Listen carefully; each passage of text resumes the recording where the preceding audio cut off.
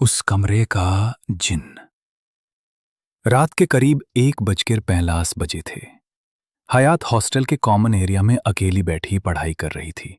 बाहर बारिश हो रही थी और अंदर हर कोई अपने कमरे में था।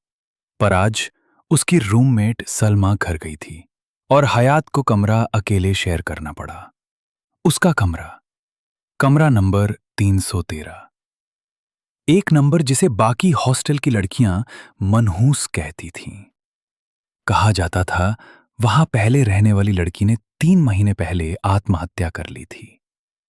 लेकिन हयात उन बातों में विश्वास नहीं करती थी। जिन विन कुछ नहीं होता, वो अक्सर कहती। उस रात जब वो वापस कमरे की तरफ बढ़ी, उसे एहसास हुआ कॉरिडोर की सारी लाइटें एक एक करके धीमी हो रही थीं। सिर्फ 313 के दरवाजे के ऊपर की लाइट पूरी तेजी से जल रही थी। उसे थोड़ा अजीब लगा, लेकिन वो अंदर चली गई। कमरे में घुसते ही एक ठंडी हवा का झोंका उसके चेहरे से टकराया। खिड़की बंद थी। उसने कंबल ओढ़ा और लैपटॉप पर एक लेक्चर प्ले किया। लेकिन जैसे ही वीडियो शुरू हुआ, उसमें आवाज आई, तुम मेरी जगह पर हो। हयात चौंक गई। उसने सोचा कि शायद ही वीडियो का डायलॉग है। पर अगले ही पल लैपटॉप का स्क्रीन ब्लैक हो गया और उसमें सिर्फ एक लाइन लिखी थी, 313 मेरा कमरा है, निकल जा। हयात को लगा ये वायरस होगा। उसने लैपटॉप बंद कर दिया। तभी अलमारी अपने आप चर से खुल गई।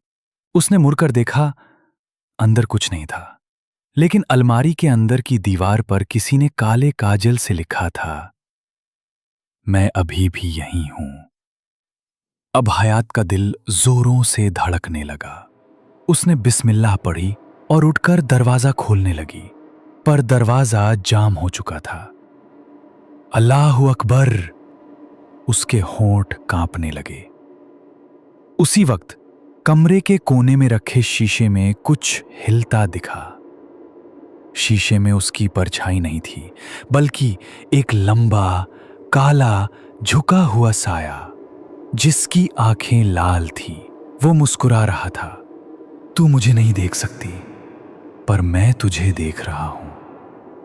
वो आवाज हयात के कानों में गूंजी, लेकिन कमरे में कोई नहीं था। उसने पलंग से कुरान उठाई और आयतुल कुर्सी जोर जोर से पढ़नी शुरू की। जैसे जैसे